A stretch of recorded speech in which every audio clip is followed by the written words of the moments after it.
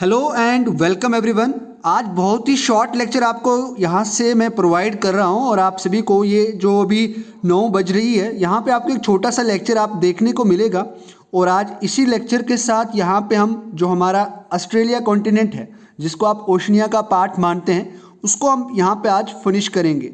यहाँ पे आज हम न्यूजीलैंड के बारे में बात करेंगे जो यहाँ पे जीलैंडिया का एक हिस्सा है, एक पार्ट है। जो जीलैंडिया का जो पोर्शन है वो आता है। यानी माना ये भी जाता है कि कई साल पहले यहाँ पे जो साइंटिस्ट है या उनकी ये थ्योरी प्रपाउंड करती है कि हमारे पास 7 कॉन्टिनेंट नहीं थे, हमारे पास 8 कॉन्टिनेंट्स थे। तो यहाँ पे जो जीलैंडिया का पार्ट आता था वो एक 8th कॉन्टिनेंट के हिसाब से कंसिडर करा जाता था।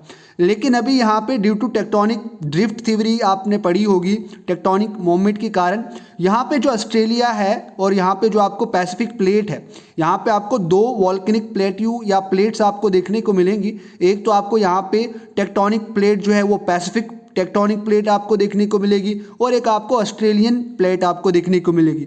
तो यहाँ पे ये जो न्यूजीलैंड है दोनों प्लेट्स का हिस्सा है, तो ये बात आपको याद रखनी है। यानी आज कुल मिलाकर बात करें तो हम सबसे पहले यहाँ पे न्यूजीलैंड के बारे में बात करेंगे। जो इंपॉर्टेंट फैक्ट्स हैं, कौन सी स्टेट कहाँ पे है, कौन सा बे कहाँ पे है, उन सभी की हम यहाँ पे बात करेंगे।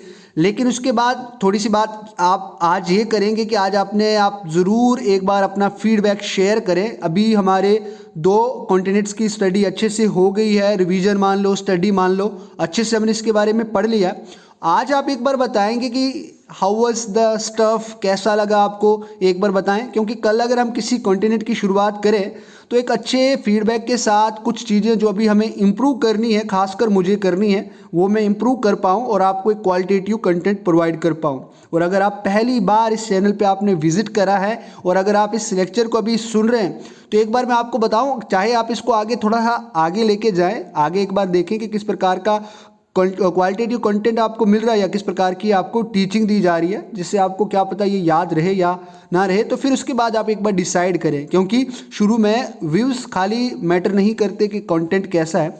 अक्सर जो सोना होता है वो काफ़ी अंदर छुपा हुआ होता है, डायमंड्स जो आपको देखने को मिलते हैं। तो इसी तरीके से आप एक बार इनको देख लें, उसके बाद ही आप डिसीजन लें। देखो यहाँ पे आज हम न्यूजीलैंड की बात करते हैं। न्यूजीलैंड यहाँ पे जैसे मैंने बोला ये जीलैंडिया का एक पार्ट, एक हिस्सा है जो यहाँ पे सदर्न हेमिस्फीयर के अंदर आता है, वो ऑस्ट्रेलिया कॉन्टिनेंट के अंदर ही आता है। यानी मान्यता ये मानी जाती है कि अगर बात करें नोशन की बात करें तो साइंटिस्ट ने जीलैंडिया को एक अपने आप में क्या माना था, कॉन्टिनेंट माना था। लेकिन ड्यू टू यहाँ पे टेक्टोनिक मूवमेंट्स के कारण यहाँ पे आपको काफ़ी ज़्यादा यहाँ पे एटॉल्स के तरीके की शेप देखने को मिलेगी। अब सर ये एटॉल्स क्या होता है? मैंने कहा था कि एक रिंग टाइप के जब टापू यहाँ पे देखते हैं और जो सेंटर वाला जो लैंड का पार्ट होता है वो इमर्स हो जाता है, यानी डूब जाता है पानी के अंदर, उसको आप एटॉल्स कहते हैं। यानी आपने कोरियल रीफ के बारे में सुना होगा, और अगर आपने नहीं सुना होगा तो मैंने कल के लेक्चर के अंदर भी कहा था कि अगर आपको स्पेशली कोरल रीफ्स के ऊपर अगर आपको कोई पार्टिकुलर चाहिए, यानी कोई पार्टिकुलर आपको लेक्चर चाहिए, तो वो भी आपको प्रोवाइड कर दी जाएगी। तो ये भी आपके ऊपर ही निर्भर करता है कि आप इंटरेस्टेड हैं। तो एक बार फीडबैक, यानी एक बार आप अपने कमेंट सेक्शन में ज़रूर बताएं कि सर कोरल रीफ्स के बारे में स्टडी कहाँ है, कहाँ कहाँ वर्ल्ड की लोकेशन इसकी है, तो ये भी मैं आपको ज़रूर ही बताऊँगा। अभी यहाँ पे न्यूजीलैंड के बारे में कुछ इंपॉर्टेंट फैक्ट्स बात कर लेते हैं। देखो यहाँ पे सबसे पहले आपको जो एक बात यहाँ पे याद रखना है कि यहाँ का अगर बे की बात हो तो एक काफ़ी इंपॉर्टेंट जो बे है वो पूछा जाता है, ये बे ऑफ प्लेंटी कहाँ पे है। जो बे ऑफ प्लेंटी जो है वो आपको न्यूजीलैंड के अंदर आपको देखने को मिलेगा। यानी जो बे ऑफ प्लेंटी है वो आपको न्यूजीलैंड के अंदर देखने को मिलेगा, तो ये बात याद रखना है। उसके बाद कुछ और इम्पॉर्टेंट बे की बात करें तो यहाँ पे आपको मिलेगा बे ऑफ आइलैंड, ये यहाँ पे आपको मिलेगा। अगर आपके पास नोटबुक है तो एक बार इसको लिख सकते हैं, इंपॉर्टेंट बेज इन न्यूजीलैंड, इस तरीके से आप इसको याद रख सकते हैं। उसके बाद यहाँ पे एक आइलैंड्स यानी बे की बात करें तो यहाँ पे हॉके, HAWKE हॉकी आइलैंड आपको यहाँ पे बे के तरीके से आपको यहाँ पे आइलैंड्स के साथ ये फॉर्मेशन देखने को मिलती है। तो ये एक आपको इंपॉर्टेंट बे आपको यहाँ पे देखने को मिलता है। अगर आप अच्छे से इसको देखें तो यहाँ पे इस साइड पे, यानी यहाँ पे 3 बे की बात करी हम, यहाँ पे अब यहाँ पे किसके जो साउथ आइलैंड है न्यूजीलैंड के उस पर आते हैं, तो यहाँ पे आपको पेगासस बे आपको यहाँ पे देखने को मिलेगा। और इन दोनों के बीच में आपको एक स्ट्रेट देखने को मिलती है जो इन दोनों को आपस में से अलग करती है, वो आपकी स्ट्रेट कुक स्ट्रेट के नाम से जानी जाती है। और यहीं पे कहीं पे यहाँ पे आपको माउंट कुक के दर्शन होते हैं, जो न्यूजीलैंड का या ओशनिया कॉन्टिनेंट का सबसे बड़ा यहाँ पे आपको क्या मिलेगा, एक पहाड़ मिलेगा, एक माउंटेन देखने को मिलेगा। अब एक बार फिर से मैं यहाँ पे बता दूं, क्योंकि मेरे मुंह से निकला ओशनिया कॉन्टिनेंट, यानी माना ये जाता है कि ओशनिया को कॉन्टिनेंट कई बुक्स ने कंसिडर करा है, लेकिन कई ने इसको यहाँ पे कंसिडर नहीं करा है। कई ने यहाँ पे इसको न्यूमरस नंबर्स ऑफ जो आइलैंड हैं पैसिफिक ओशन के अंदर या इंडियन ओशन के अंदर, उन सभी को कॉम्बिनेशन को, कन्फ्लुएंस को, उन्होंने कॉम्बिनेशन को यहाँ पे उन्होंने एक ओशनिया का नाम दिया है, जिसके अंदर उन्होंने ऑस्ट्रेलिया कॉन्टिनेंट को भी यहाँ पे कंसिडर करा है कि ये एक ओशनिया का एक हिस्सा है। उसके बाद अगर इंपॉर्टेंट और बे की बात करें तो कोई आपको इतना खास इंपॉर्टेंट बे आपको देखने को नहीं मिलता। एक दूसरी बात आपको यहाँ पे याद रखनी है कि यहाँ पे ये जो है स्टीवार्ट आइलैंड है, ये स्टीवार्ट आइलैंड काफ़ी इंपॉर्टेंट हो जाता है, क्योंकि यहाँ पे एक स्ट्रेट है जिसका नाम है फुओक्स, यानी यहाँ पे फुओक्स, यहाँ पे एक क्या है, एक स्ट्रेट आपको देखने को मिलेगी जो साउथ वेस्ट केप है। ये आपका साउथ वेस्ट केप है, ये आपका वेस्ट केप है, ये आपका नॉर्थ केप यहाँ पे आपको देखने को मिलेगा, और ये यहाँ पे आपको ईस्ट केप, यानी ईस्ट, नॉर्थ, साउथ और वेस्ट केप आपको यहाँ पे देखने को मिलते हैं। तो ये साउथ वेस्ट केप को क्या करता है, यहाँ पे मेन जो आइलैंड है साउथ आइलैंड न्यूजीलैंड का, उसको यहाँ पे अलग करता है।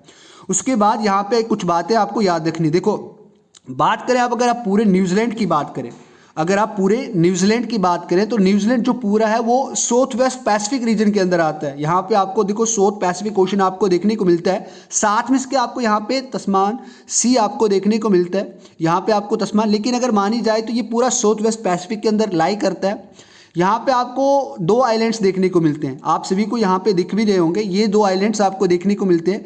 एक तो आपका नॉर्थ आइलैंड है, दूसरा आपका साउथ आइलैंड है। ये आपका नॉर्थ और ये आपका साउथ आइलैंड आपको देखने को मिलता है।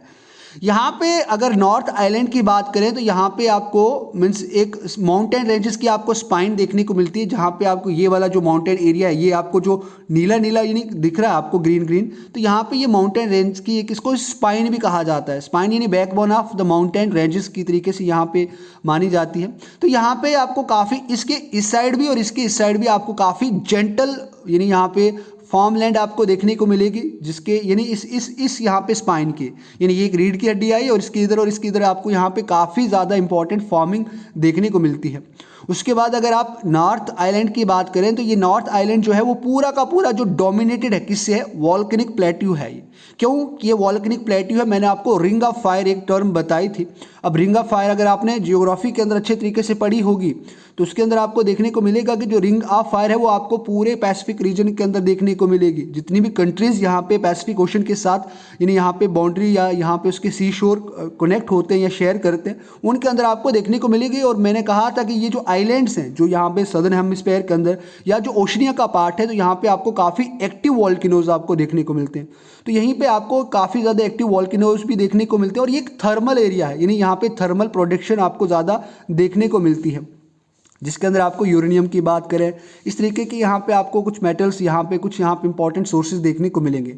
अब बात करते हैं यहाँ पे साउथ आइलैंड की बात करें तो यहाँ पे एक माउंटेन आपको काफ़ी इंपॉर्टेंट माउंटेन आपको देखने को मिलेगा। वेलिंगटन यहाँ पे न्यूजीलैंड की कैपिटल है, आप सभी को याद रखना है कि या which one is the capital या where is the capital of New Zealand, Wellington यहाँ पे कैपिटल है। इसकी भी बात करेंगे हम स्पेसिफिक, लेकिन अब यहाँ पे अगर आप सदर्न यहाँ पे या साउथ आइलैंड की बात करें तो यहाँ पे एक माउंटेन है जो काफ़ी इंपॉर्टेंट माउंटेन माना जाता है। इसका नाम है यहाँ पे सदर्न अल्प्स के नाम से ये जाना जाता है। इसको बैकबोन ऑफ साउथ आइलैंड के नाम से भी जाना जाता है। हालांकि मटेरियल मैंने यहाँ पे आपको प्रोवाइड करा है, वो भी मैं आपको बताऊँगा, लेकिन एक बार मैं आपको ये इसीलिए बता रहा हूँ ताकि आपको ये सभी चीज़ें क्लियर हो जाएँ।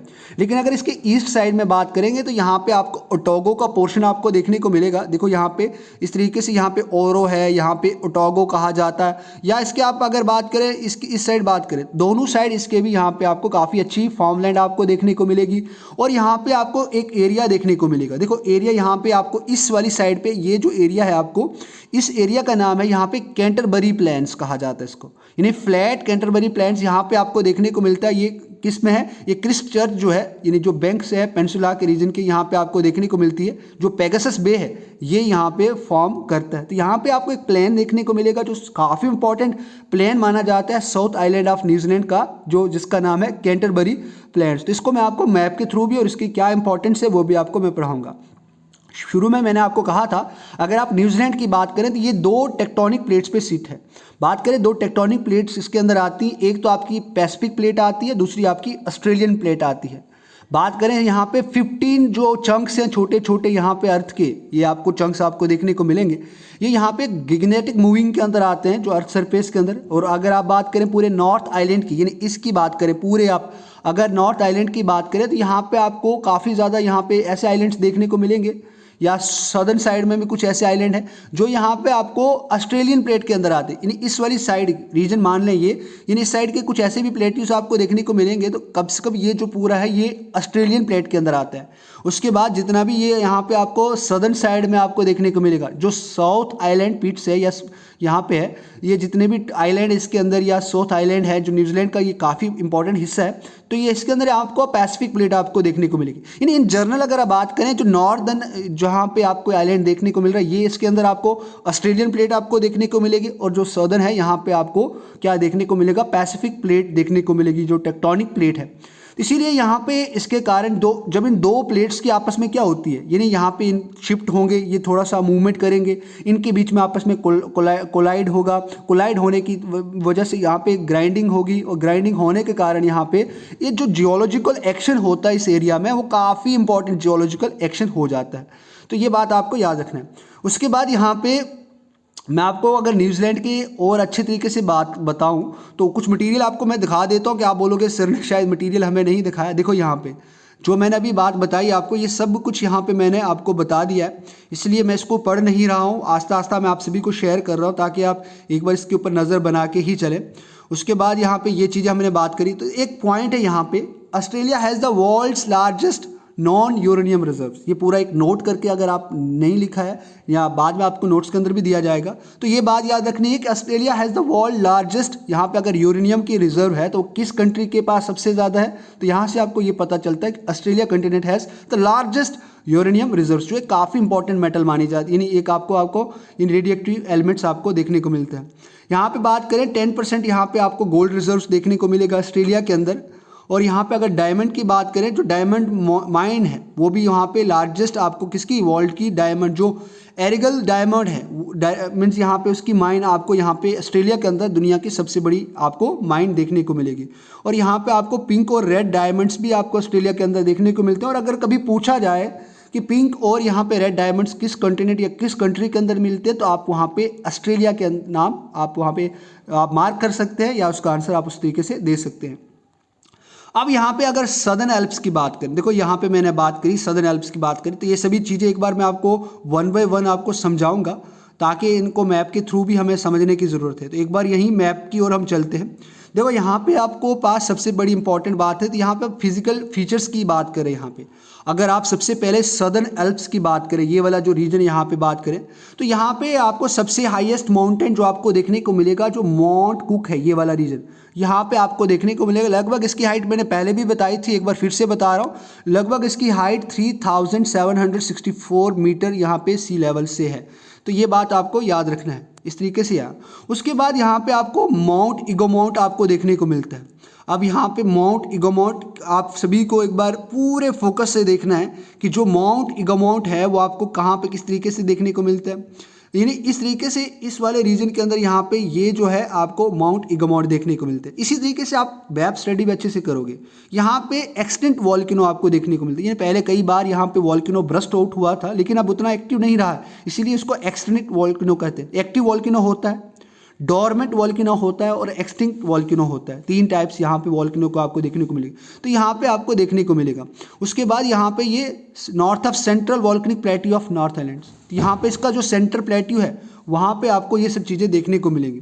उसके बाद यहाँ पे अगर आप इसकी कैपिटल की बात करें, यहाँ पे अगर आप, तो वेलिंगटन यहाँ पे न्यूजीलैंड की कैपिटल है, आप सभी को पता है। अब इसकी खासियत क्या है, देखो आप मैप के ज़रिए यहाँ पे आप समझ सकते हैं कि ये जो आपको यहाँ पे कुक स्ट्रेट, जो यहाँ पे इंपॉर्टेंट स्टेट है न्यूजीलैंड के अंदर, और यहाँ पे एक आपको फोवेक्स स्ट्रेट आपको देखने को मिलेगी।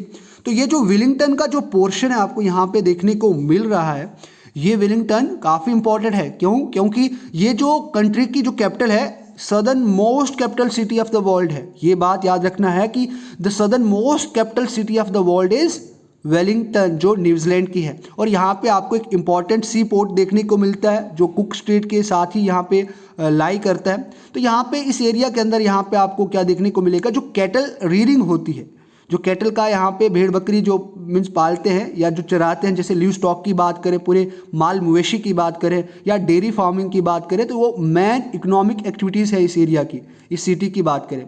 उसके बाद यहाँ पे ऑकलैंड की बात करें, यहाँ पे आई होप कि आप में से कई लोग यहाँ पे ऑकलैंड को ढूंढ पा रहे होंगे। चलो एक बार मैं आपको टास्क देता हूँ कि आप यहाँ पे ऑकलैंड देखें, यानी यहाँ पे ऑकलैंड अगर है तो सिंपल सा बात है, इतना अच्छे से लिखा। ऑकलैंड की बात करें तो यहाँ पे biggest city of the country है। एक बात याद रखें, ऑकलैंड की इंपॉर्टेंस क्या है कि ये biggest city of the country है। यहाँ पे आपको पूरे न्यूजीलैंड का सबसे बड़ा यहाँ पे लार्जेस्ट पोर्ट आपको देखने को मिलेगा यहाँ पे इस कोस्ट पे।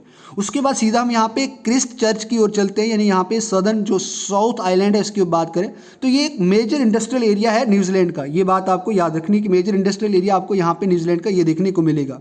उसके बाद कुछ और इंपॉर्टेंट प्लेसेस है, जैसे यहाँ पे हम बात करें, यहाँ पे एक प्लेन की बात करें जो तारानाकाई प्लेन है, यानी यहाँ पे तारानाकाई प्लेन यहाँ पे एक बहुत इंपॉर्टेंट है, थोड़ा नेम प्रोनाउंस करने में भी दिक्कत होती है। तो ये वाला एरिया आपको तारानाकाई प्लेन आपको देखने को मिलेगा, ये एरिया यहाँ पे आपको देखने को मिलेगा। अब इसकी खासियत क्या है, ये एक वॉल्केनिक प्लेन है, पहले भी हमने देखा, और मोट यहाँ पे तारानाकाई यहाँ पे आता है। यहाँ पे जो पेस्चर लैंड है, यानी भेड़ बकरी चराने या चारने के लिए जो यहाँ पे जो ज़मीन मिलेगी आपको काफ़ी मिलेगी। यहाँ पे पेस्चर लैंड लगभग आपको इस रीजन में 50% तक ये आपको देखने को मिलेगी, यानी 50% तक आपको ये सभी चीज़ें यहाँ पे क्या होगी देखने को मिलेगी। तो इस तरीके से आपको ये याद रखना है कि इस तरीके से आपको यहाँ पे कुछ चीज़ें देखने को मिलती हैं। उसके बाद शिप एंड कैटल रीयरिंग यहाँ पे आपको काफ़ी इंपॉर्टेंट देखने को मिलेगी। और यहाँ पे जो मीट की शॉप्स हैं या डेयरी है, काफ़ी प्रोमिनेंट इकोनॉमिकल एक सोर्स माना जाता है। उसके बाद यहाँ पे कैंटरबरी प्लेन की बात करें, मैंने आपको बताया था कि अगर आप कैंटरबरी की बात करें, देखो यहाँ पे अगर आपको विश्वास नहीं आ रहा तो एक बार मैं आपको कैंटरबरी की पूरी तस्वीरें आपको दिखा देता हूँ कि जो कैंटरबरी है वो कहाँ पे लाई करता है एक्चुअली में। यानी इस तरीके से एक बार हम चलते हैं यहाँ पे मैप की और अच्छे तरीके से समझते हैं। देखो यहाँ पे ये वाला जो प्लान है, यहाँ पे आपको कैंटरबरी प्लान आपको देखने को मिलते हैं। अब क्यों ये इंपॉर्टेंट है इसकी बात कर लेते हैं, और इसी के साथ आज की लेक्चर हम यहीं पे फिनिश करेंगे। ये एक अलवेल प्लान है जो एक एग्रीकल्चर पॉइंट ऑफ व्यू से काफ़ी इंपॉर्टेंट माना जाता है। इसकी बात करें, ये साउथ आइलैंड के अंदर आता है, और यहाँ पे जो चीफ फार्मिंग है, ये एक ऐसा रीजन है जहाँ पे सबसे ज़्यादा फार्मिंग करी जाती है, इसीलिए न्यूजीलैंड का चीफ फार्मिंग रीजन भी इसको कहा जाता है। इसके अंदर यहाँ पे आपको पेस्ट्रोल फार्मिंग भी आपको देखने को मिलेगी। प्रीडोमिनेंटली यहाँ पे आपको शिप फार्मिंग आपको देखने को मिलेगी, जैसे लैम्प की बात करें, उसकी वूल की बात करें, तो काफ़ी ये इकोनॉमिक सोर्स है इस एरिया का। उसके बाद कैटल रीयरिंग भी करी जाती है ताकि इससे मीट को लिया जाए और एक इकोनॉमिक एक्टिविटीज़ के अंदर काफ़ी इंपॉर्टेंस इसकी रखी जाए। तो इस तरीके से आपको ये याद रखना है। उसके बाद यहाँ पे आपको एक लेक आपको देखने को मिलेगी, जो लेक है ताउपो एक लेक है यहाँ पे न्यूजीलैंड की, काफ़ी इंपॉर्टेंट लेक है, पूछी जाती है बार बार, तो ये आपको याद रखना है। उसके बाद कुछ और लेक्स की अगर बात करें, यहाँ पे देखो, अगर कुछ बे ऑफ प्लेंटी आपने देखा, देखो यहाँ पे एक बार बे की बात करें तो बे ऑफ प्लेंटी आपने देखा, लेक ताउपो आपने देखा, बे ऑफ आइलैंड्स आपने देखा, 90 माइल बीच भी यहाँ पे है। कुछ बातें हैं, जो ग्रेट बैरियर आइलैंड है, इसको मैं भूल गया था, ये यहाँ पे ग्रेट बैरियर आइलैंड आपको न्यूजीलैंड के अंदर भी देखने को मिलता है। उसके बाद माउंट कुक की बात करें, यहाँ पे एक नेशनल पार्क भी है आपको, लेक टी अनान है, लेक वनका है, लेक हवी है, यहाँ पे आपको देखने को मिलेगा। उसके बाद स्टीवर्ट आइलैंड्स आपको एक प्रोमिनेंट आइलैंड यहाँ पे देखने को मिलता है। यहाँ पे हमने देखा कि दो टेक्टोनिक प्लेट्स हैं, एक ऑस्ट्रेलियन है, एक पैसिफिक प्लेट है, जिसके ऊपर यहाँ पे आपको ये रीजन लाई होते हुए देखने को मिलेगा। जो नॉर्दर्न प्लेट आइलैंड है ये पूरा ऑस्ट्रेलिया कॉन्टिनेंट के अंदर आता है, ऑस्ट्रेलिया प्लेट के अंदर आता है, लेकिन आप सदर्न रीजन की बात करें तो ये उसका काफ़ी ज़्यादा 90% हिस्सा जो है वो पैसिफिक प्लेट के अंदर आता है। तो ये सभी चीज़ें आपको याद रखनी। देखो हमने काफ़ी अच्छे तरीके से पूरे ऑस्ट्रेलिया कॉन्टिनेंट की बात करें। अगर यहाँ पे अब दूसरे कॉन्टिनेंट की बात करें तो अब यहाँ पे हम अफ्रीका कॉन्टिनेंट की बात करें, क्योंकि इस अफ्रीका कॉन्टिनेंट को मदर कॉन्टिनेंट के नाम से भी जाना जाता है, जो पहली सिविलाइजेशन थी या इंसान जो यहाँ से ही शुरू हुए थे। तो काफ़ी इंपॉर्टेंट अच्छे तरीके से बात करने वाले हैं। कहाँ पे इक्वेटर और यहाँ पे जो बात करें लैटिट्यूड और यह लॉन्गिट्यूड, या बात करें ये प्राइम मेरिडियन और यहाँ पे इक्वेटर कहाँ पे मिलते हैं, उसकी बात करेंगे, कौन कौन सी कंट्री है, इन सभी की यहाँ पे हम बात करने वाले हैं। आप सभी के सामने कंट्रीज़ की लिस्ट है, पूरे इंपॉर्टेंट बेस कहाँ कहाँ पे आप देख सकते हैं इनको। सी रूट की बात करें, बैलेरिक आइलैंड्स कहाँ कहाँ पे है, और एट लास्ट हम यहाँ पे हर एक कंटिनेंट को फिनिश करने के बाद जो न्यूज़ इन प्लेसेस है उनकी भी यहाँ पे बात करेंगे। तो आज की लेक्चर कैसी थी ये तो ज़रूर बताएं, लेकिन अभी तक आपको कंटेंट कैसा मिला, कंटेंट की बात करें तो कंटेंट आपको कैसा मिला ये भी आप ज़रूर बताएं और अपना फीडबैक शेयर करें, ताकि हम दूसरे लेक्चर के अंदर वो जो गलतियाँ या जो मिस्टेक्स हो रही हैं वो ना हो। तो थैंक यू वेरी मच आप सभी के पेशेंस के लिए, थैंक यू वेरी मच। और अगर आपको अच्छा लगा तो ये प्लेलिस्ट आप दूसरे फ्रेंड्स के साथ भी शेयर कर सकते हो as a revision purpose. Thank you very much.